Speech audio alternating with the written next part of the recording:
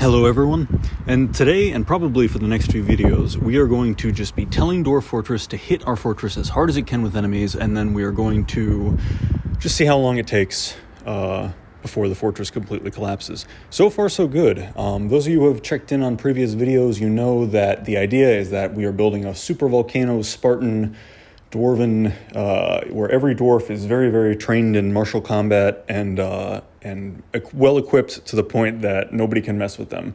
Last video, we sent them out on a raid, which got stuck out there in the overworld somehow. We still were troubleshooting that, seeing what exactly happened.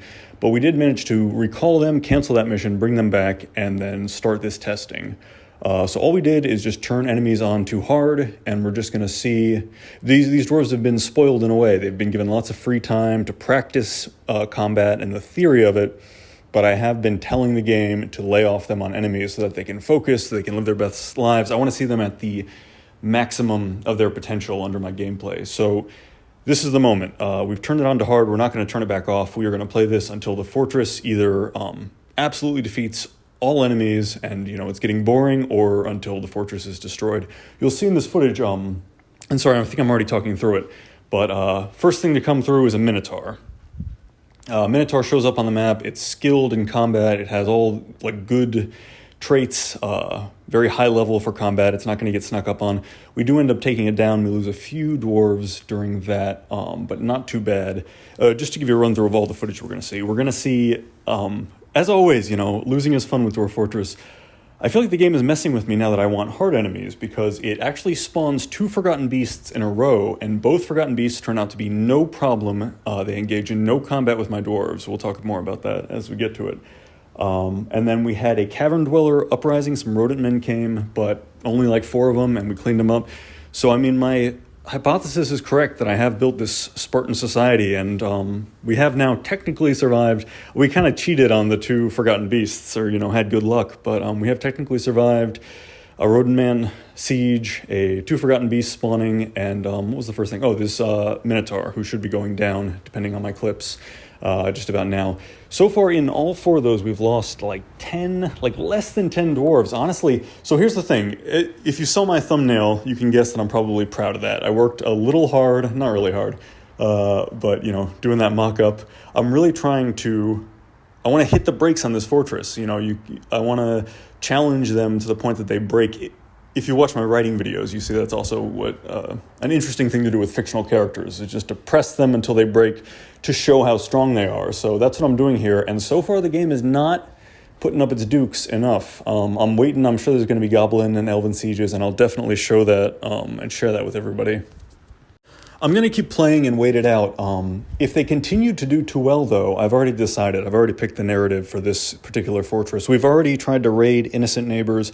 I've decided that this fortress is going to be like the Die Hard guys, specifically the bad Die Hard guys. If you've seen that movie, very well trained, real experts, should be pulling this off perfectly, but I'm going to play them specifically overconfident so that they get got in some interesting way. I think that's what I want to do, because, losing is fun, and that's really true in Dwarf Fortress. And at this point, the stability of this volcano is getting boring. I would like to start a new embark if something crazy is not going to happen.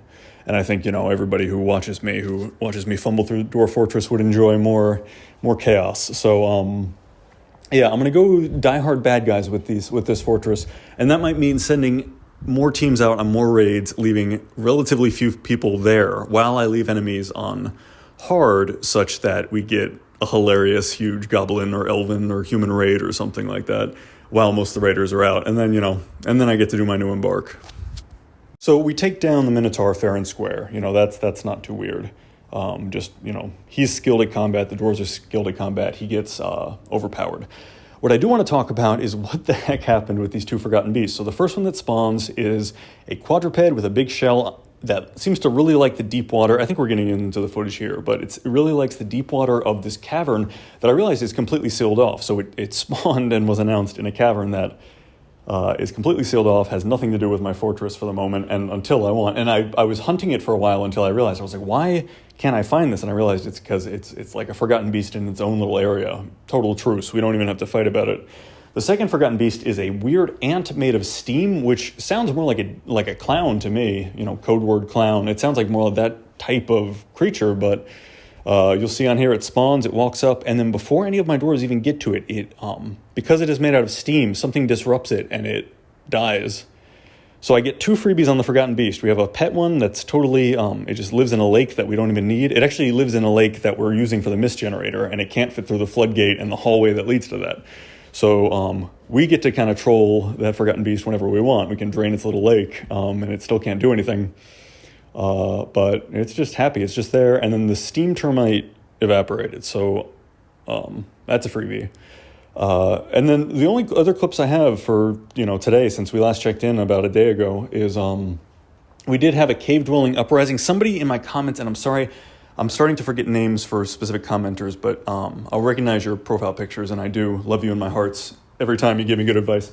But somebody was saying, and now I forget what they even gave me for advice. Oh, somebody was warning me with my dog cave idea. They were like, that's going to really agitate the cave. You're going to get cave dweller uprisings. And now that I'm trying to ruin this fortress, I said, good, let's bring them.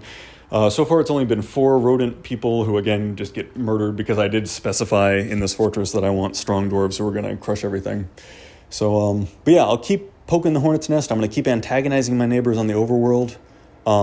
Guys, if you made it this far in my hypothetical antisocial dwarf fortress playthrough, please make sure to hit that like and subscribe button. We are working towards a 500 subscriber goal.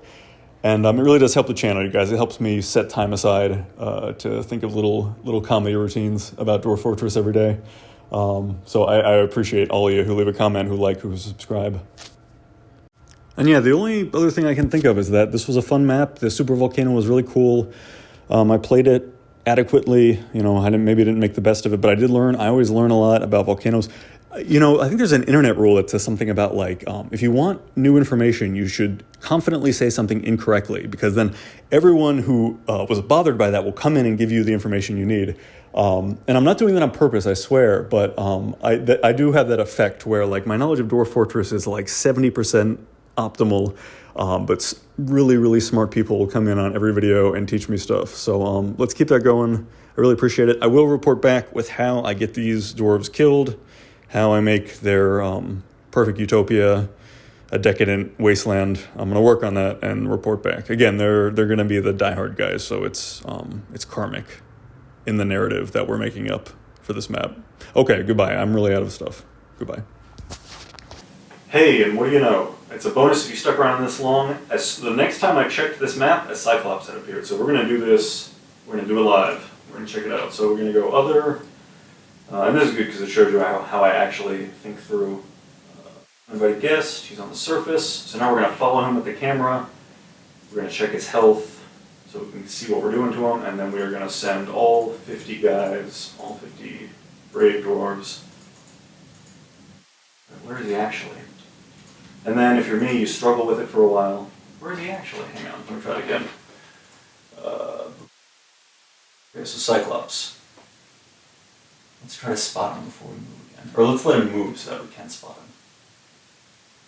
Oh, there he is. He's right against the screen. That's why I didn't see. He's skirting the edge of the map. But now we can. We're going to go instruction to go kill him. And then we're still following though. Let's follow.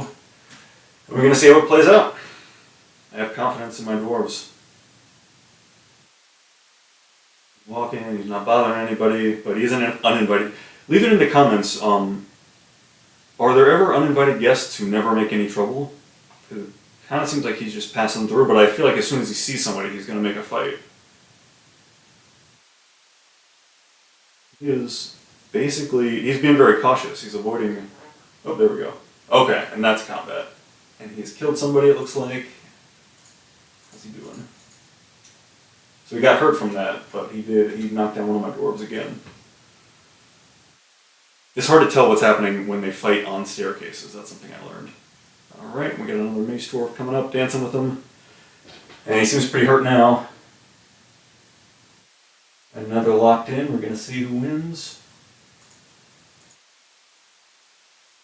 He's just tired though, he must have incredible stamina. How about you? This mace dwarf might be in trouble. But good, to give him a challenge. These dwarves are too strong. It's taking a long time, actually. He's keeping him busy for his friends to show up, so that's good. Wow, this guy's strong. Now we're getting into the strong ones. The game it will start causing issues now. But dead. Done. You two good dwarves. Thanks again. Alright. Now seriously, good night. I have to go. Goodbye.